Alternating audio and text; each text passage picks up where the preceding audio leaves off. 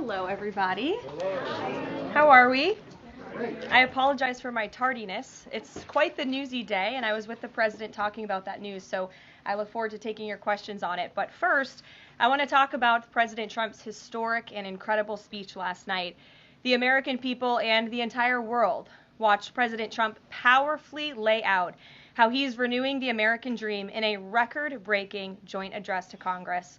And Americans loved what they heard. According to a CBS YouGov survey, an overwhelming 76% of those watching approved of President Trump's speech last night. The president spoke about how he's taken more than 400 executive actions on his key promises. The expectations were high, and President Trump is exceeding them. According to brand new polling from the Daily Mail, President Trump has never been more popular as his approval ratings are reaching historic highs. More Americans believe America is headed in the right direction than the wrong direction. Everyday Americans love this president because he tells it like it is, no matter what, and he did that last night. President Trump level set with the American people on the economy and exposed how badly Joe Biden screwed it up by causing the worst inflation crisis in 4 decades.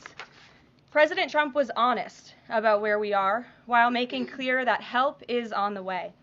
As the president declared last night, he will make America affordable again. Last night, you also saw who motivates the president to work so hard.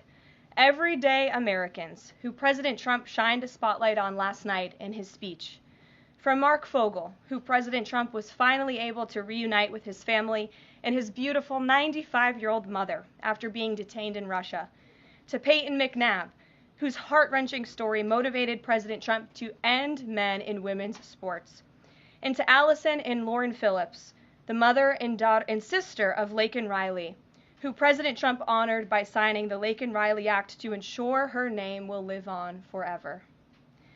In other amazing and surprise moments, President Trump honored the life of Jocelyn Nungare, who was brutally murdered by illegal alien gang members.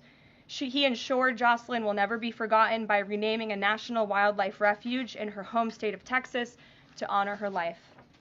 And in one of the greatest surprise moments of the night, DJ Daniel, an incredible 13-year-old boy who is beating brain cancer, saw his dreams fulfilled by President Trump when he was made an honorary Secret Service agent. And finally, after nearly 4 years, President Trump delivered justice for the families of the 13 American heroes who were killed at Abbey Gate in the Biden-botched Afghanistan withdrawal, which was one of the worst humiliations in the history of our country. President Trump announced that we have detained Mohammed Sharifullah, the monster who was responsible for that horrific attack, and he was delivered to Dulles Airfield earlier this morning. On his first day in office, President Trump's national security team across the federal government prioritized intelligence gathering to locate this evil individual. President Trump's team shared intelligence with regional partners such as Pakistan, who helped identify this monster in the borderland area late last month. Mohammed confessed to his crimes related to Abbey Gate and other attacks in Russia and Iran as well to the Pakistanis. And U.S. law enforcement officers traveled to Pakistan over the weekend, where he again confessed his crimes to the FBI. As President Trump said last night, this killer will now face the swift sword of American justice for these atrocities right here on United States soil.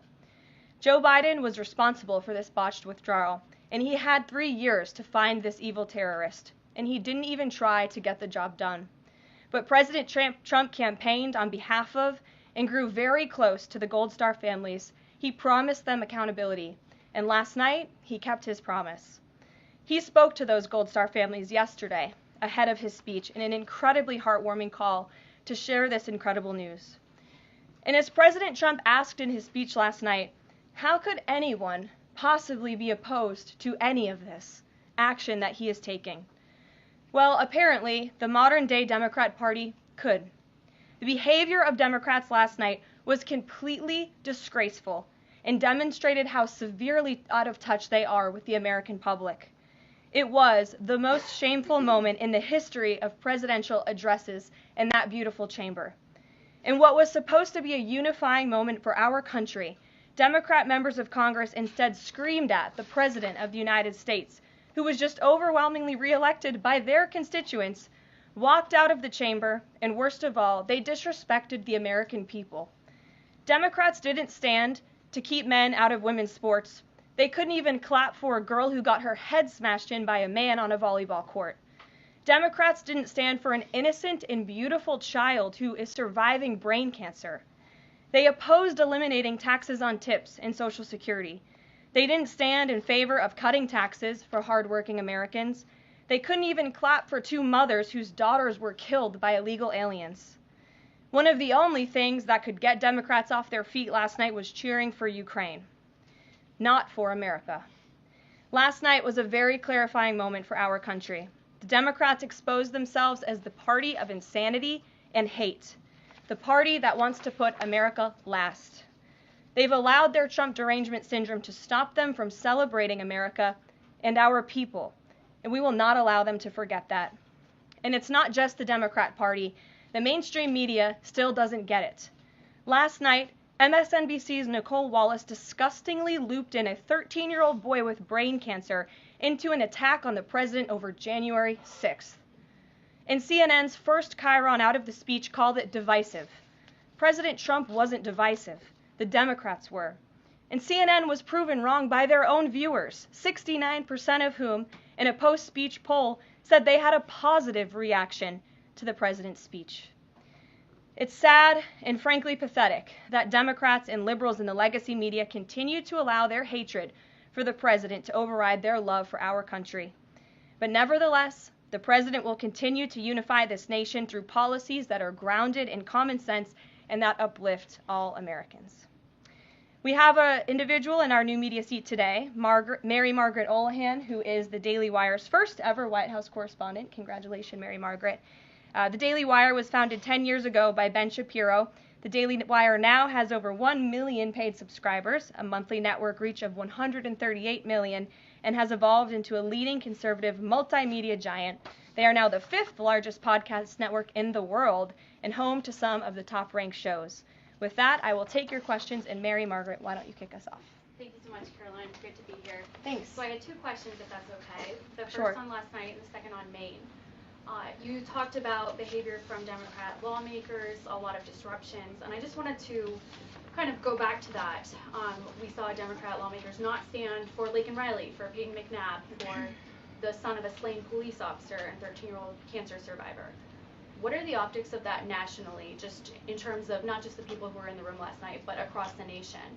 And also, was President Trump expecting this type of behavior when he was crafting his speech? So I gave a quote to one of the media outlets in this room yesterday that Democrats behaving like children would be the least surprising thing of the night. And unfortunately, that quote did turn out to be true. I think the president and everyone, frankly, was surprised by the Democrats refusing to stand for not the president's policies, because frankly we expected that, but for the everyday Americans who President Trump was shining a light on their stories. Mark Fogel, for instance, an American school teacher who was detained by the Russians. President Trump freed him. If Joe Biden had done that, they all would have been on their feet, but because of it came from President Trump, they weren't. So we think it's very sad, but we're very proud of the president today, and the American people are the people that this president cares about most, and the reviews are in, and everybody loved his speech. Thank you. And then on Maine, we know that the governor of Maine has really pushed back against the president's executive order saying that boys should not be in girls' sports. I spoke with a lawmaker from Maine this morning who told me she'd been censured by state lawmakers for calling a man and speaking up on this. What is the next move for the White House in this battle to protect the integrity of women's sports? Yeah, well, the Department of Education has sued the state of Maine. As you know, there's ongoing litigation. The president has made a commitment to ensure that states are being held accountable if they continue to allow men in women's sports, which he believes is an egregious violation of taxpayer dollars. And so that fight continues, and the president won't back down. Again, this is a common sense policy. 80% of the American people, including more than 60% of Democrats, do not want men in women's sports. So the president will stand by this commitment. Thank you. Gabe, good to see you in here. Good to see you, Caroline. A couple questions. One, can you confirm that the president held talks with the big three automakers today, speaking about potentially delaying tariffs? I can confirm, and I'm glad that you asked, because the president sent me out here with a statement directly from him on this. I saw it was reported earlier today by Bloomberg News, and he wanted me to share this with all of you. We spoke with the big three auto dealers. We are going to give a 1-month exemption on any autos coming through USMCA. Reciprocal tariffs will still go into effect on April 2nd, but at the request of the companies associated with USMCA, the president is giving them an exemption for 1 month so they are not at an economic disadvantage. So the three companies that he spoke to are Stellantis, Ford, and General Motors. They requested the call, they made the ask, and the president is happy to do it. It's a 1-month exemption. And the president just posted on social media that he had spoken with Prime Minister Trudeau. He says he's not satisfied with what the Prime Minister has said when it comes to fentanyl, but less than 1%, as you know, less than 1% of the fentanyl seized last year was in the northern border. What else does Canada need to do?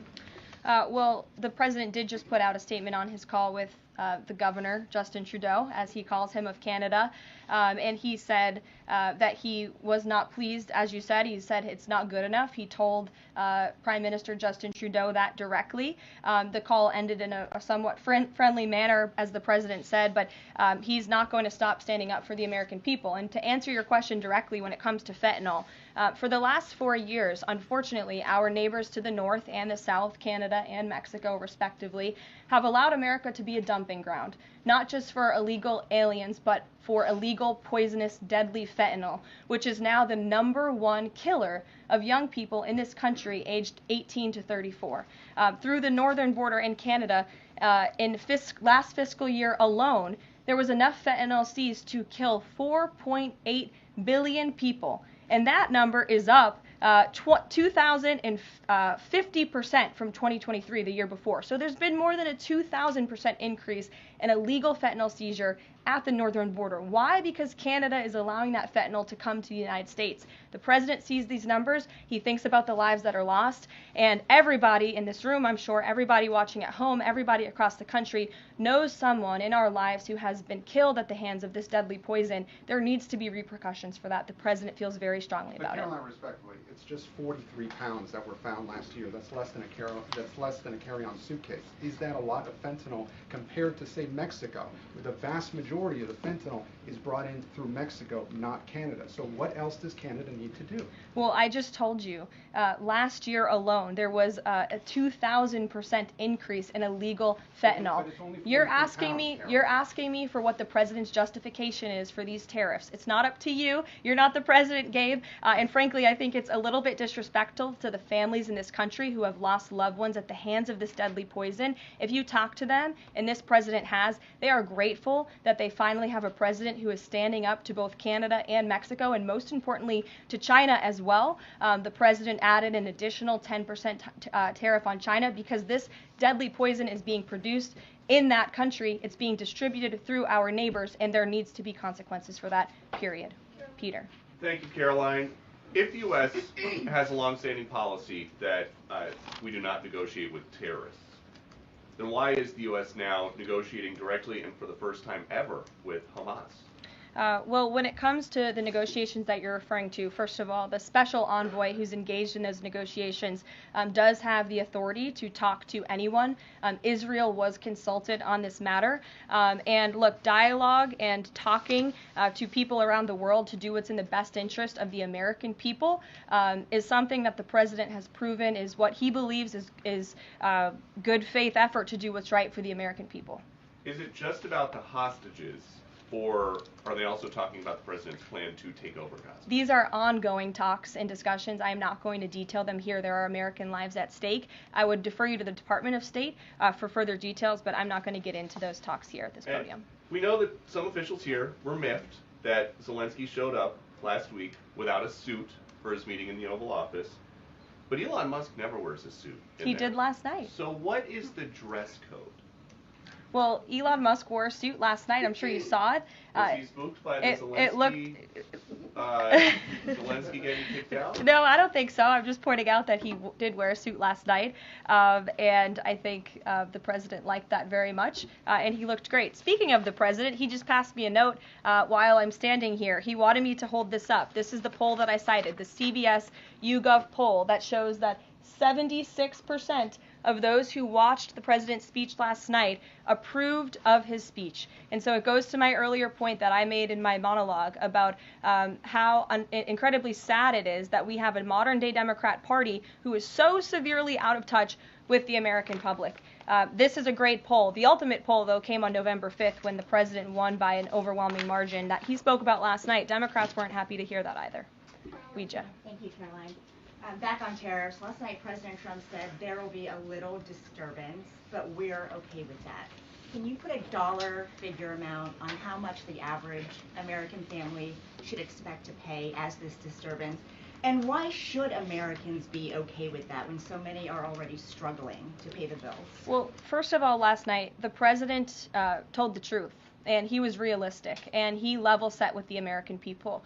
And I think, frankly, it's very refreshing, and everybody in this room should be very grateful that we have a president who tells the truth about the reality of the economic situation that we are in, unlike the previous president who lied to everybody's faces, saying inflation was transitory, saying it was under control, saying that the border was secure, when none of that was true. So the president is being frank and honest, and the American people elected this president to have monumental reform and change, including rebuilding our manufacturing base in this country, standing up to foreign nations who have been ripping off our country for decades, and that requires a little bit of disruption. That requires a lot of effort and work that this president is focused on doing.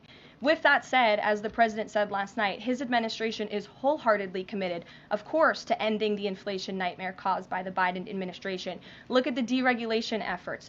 Look at the president's push last night in his speech for Congress to pass tax cuts, to end taxes on Social Security and overtime pay for hardworking Americans, end taxes on tips. We need Congress to get that done because that's going to put more money back into the pockets of the American people. And I didn't even mention energy. Look at the president's approach and focus on unleashing the might of our energy industry. We know that's the #1 driver of inflation. He's been slashing back a lot of the burdensome regulation from the previous administration to unleash our energy industry here at home, which will drive down costs. He said he is committed to making America affordable again. He did it in his first term, and Americans can trust him to do it again. President Trump has made clear, Caroline, that he loves tariffs, but the stock market does not. How does he factor that into his decision making? Well, the president does love tariffs. He said it's one of his favorite words in the English dictionary, and he believes in tariffs because they'll ultimately make America rich again. They're going to raise revenue. They're going to help us pay down our debt. Most importantly, they're going to bring American jobs here back home. So I think for folks on Wall Street who may be concerned, look at what this president did for you in his first term. Wall Street boomed. Stock market boomed. The president expects that to happen again, but most importantly, Main Street is going to boom, and that's why the president has this whole of government economic approach, which includes tax cuts, tariffs, regulation cuts, and an energy industry that will bring down costs for American consumers. Sure, Monica. Thank you, Caroline. You mentioned not one Democrat senator voted to protect women's sports from males. Not one Democrat congressman or congresswoman stood to applaud or support protecting women's spaces and sports at the president's joint session to Congress last night, as you articulately mentioned in the beginning. So I'm wondering, what message is that sending to not only young women who are competing in these sports across the country, but also to the parents of these young girls? Yeah. I think the message that Americans should take away from last night is that they have a president in the Oval Office who is committed to doing what's right for them, especially women and girls across the country. And I think it's very ironic, thank you for bringing up the point about women, that Democrat women were wearing pink to support our fellow females, yet they couldn't stand, again, for a young woman who was almost killed and severely injured by a man on the volleyball court. They couldn't stand for the mothers of two beautiful young women whose lives were taken tragically at the hands of illegal people. So you can't say you're the party of women and then support men and women's sports and not stand up for basic law and order and immigration reform that will protect women in this country. That's what President Trump is doing. He's the president for women. Lindsay, good to see you. Thank you, Caroline. Good to see you. So, speaking of tariffs, China said yesterday that they're ready for any kind of war with the U.S. Because of these tariffs that have been placed on them, and a Chinese spokesperson also said that the tariffs would not lead to a resolution of U.S. concerns about fentanyl originating in China. Can you speak to how the administration is planning on responding to that? Well, I think Secretary Hegseth has responded to that this morning. He said that America will always be prepared to defend itself, especially under the leadership of this president in the Oval Office, and that certainly remains true. Again, when it comes to tariffs, the president has been very tough on China, not just now with 20% and more with the reciprocal tariffs that will hit on April 2nd, but look at what he did in his first term. There were billions of dollars worth of tariffs that he implemented on China, and it's quite telling that the previous administration did not rescind those tariffs because they realized the value that they had in not only deterring China, but also raising revenue here in the United States. Rachel. Thanks, Caroline. Just a quick follow-up, two quick follow-ups on tariffs. The president mentioned a little disturbance during his remarks yesterday. The CEO of Target says that consumers will likely see prices go up on everything from strawberries to bananas to avocados. How long should Americans expect to pay higher prices? Are we talking a week, a couple of days, a few months? Again, I don't have a crystal ball, but what I can assure the American people is that this president and this administration is doing everything they can. And I would remind you and everybody else in this room that it's because of the previous administration's economic policies that Americans were left with record high inflation. Inflation throughout Joe Biden's entire 48 months in office was at or above 3%. It hit record highs, as you know. And there's a whole list of what the Biden economic disaster this president was left to clean up. It's been a month, but he's working hard every single day to do just that. Just one quick follow-up on the carve-out. Sorry to cut you off there. The U.S. imported $43 million worth of eggs from Canada. I know you mentioned some of the exemptions when it comes to automakers. Will there be any other carve-outs, including for eggs? We know prices are soaring for Americans. The president is open to hearing about additional exemptions. He always has open dialogue, and he'll always do, what's right, what he believes is right for the American people. But again, as for the egg crisis in this country, the president is wholeheartedly committed to ensuring we're increasing our egg supply, and we're also bringing down cost. And Secretary Rollins has been all over this issue. She comes from an agricultural background and family. That's why she's leading that very important department. She wrote an amazing op-ed in the Wall Street Journal. She's been all over the media talking about her plan. She has a real plan. The president endorses it. And he even, gave her an off-the-prompter shout-out last night to say, Brooke, I'm counting on you. It's an important issue. And this White House is working with Secretary of Agriculture every single day to address this issue. Sure. Jordan.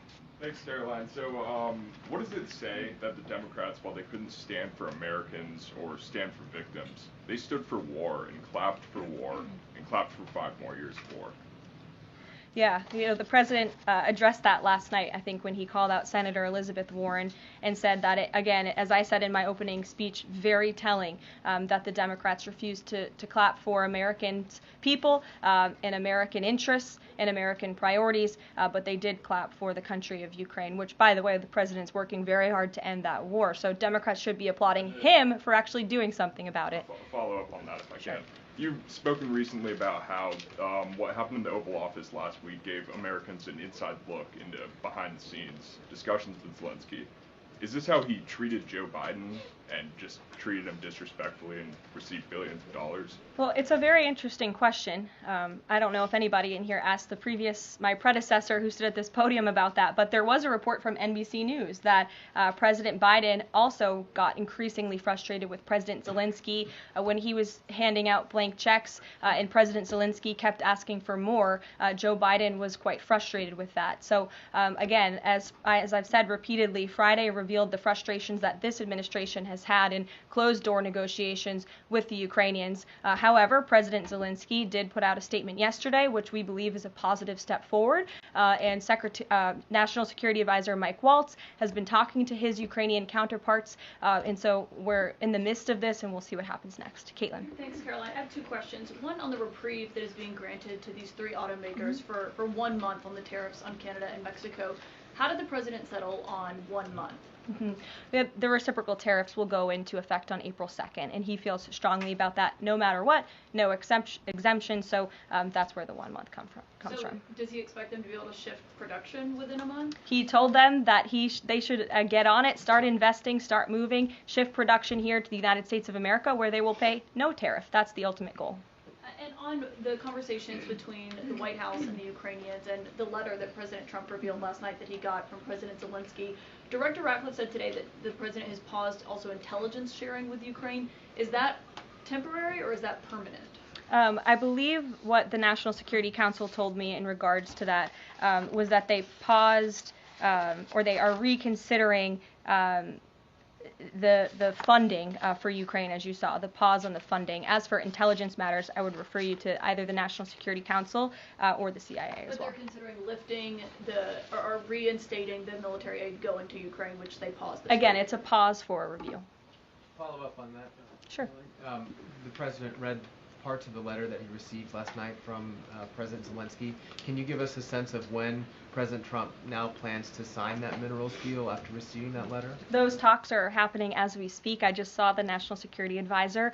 He's working very hard on it. I believe he was going into the Oval Office to give the president an update on where this stands. But again, the president is committed to a peace deal. He wants to see this war end. And I think that President Zelensky's message, which he also shared on X as well, is a positive sign in the right direction. The president also said that the United States was reclaiming the Panama Canal.